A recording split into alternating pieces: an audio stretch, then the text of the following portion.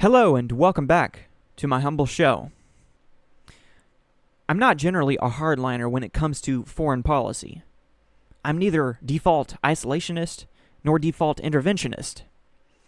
Whatever advances American interests without unnecessarily interfering with the rest of the world, I likely support.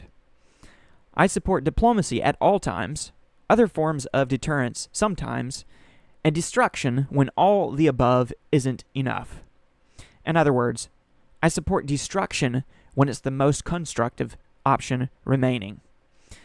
Some recipes for success are spicier than others. So if toppling a terrorist regime with strategic strikes is what it takes, then consider my fancy tickled. But if the conflict becomes a quagmire and we're unable to wrap up the war, then war isn't exactly a gift worth giving. At the same time, if justification for strategic strikes and/or war is judged on a scale of threat imminence, then it's worth noting that both the pro and anti parties, in the case of Iran, are using imminence, or lack thereof, to justify their positions. So, is it subjective, or is there an absolute standard? In layman's terms, if Mr. What's-His-Face has stated his intent to knock me out, and is clearly winding up to do so, am I therefore justified in taking a preemptively defensive swing, and assuming the answer is yes, as it was when we supposedly totally obliterated the IRGC's nuclear capabilities last summer with Operation Midnight Hammer, am I likewise justified in striking my opponent even harder in light of his stated refusal to wind down even after he has been temporarily knocked down? Obviously, personal philosophy doesn't precisely translate to rules of mass-scale foreign engagement, so maybe I'm just shadowboxing here. In terms of practicality of Operation Epic Fury, if it leads to boots on the ground, I fear that will lead to even more bodies in the ground. If the only way out is further in, I fear the juice isn't worth the squeeze anymore. And those who continue to thirst for more may very well be warmongering. All I know is that a war must be ended in order to truly be won. At the same time, any claims via the confirmation bias-driven media that the United States military is currently losing are delusional, considering the demolition-induced regime change, along with the blows to Iranian bases, fighting forces, and so forth. Nevertheless, a regime change isn't always a game changer. Thus, only time will tell what we've accomplished in the long run.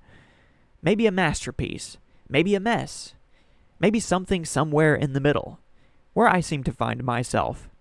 Call me a fence-sitter, but I'm certainly not a bandwagon rider. I call it as I see it, but I'm not egotistical enough to believe that the reality of the matter doesn't extend beyond my periphery.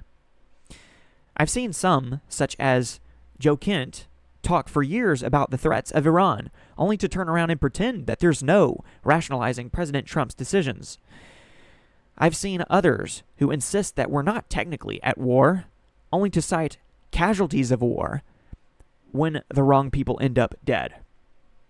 Death is inevitable when there's killing to be done, yet killing bad guys doesn't automatically justify the deaths of good guys, so to speak. I say, no nukes for Iran, and no unintended consequences for us, economics included. I know that's easier said than done, but it's not enough to simply establish more pros than cons. We must be convincing. Ramping up with no off-ramp in sight quickly becomes counterproductive. However, because I'm not in on all the intel, and have little understanding of its potential implications, I'm speaking largely in generalities, according to my own personal philosophy. Some of it is fundamental, some of it is situational. Regardless, I see some people who are so intent on taking sides that it seems like they're not even pro-America. They're either anti-America or pro-someone else.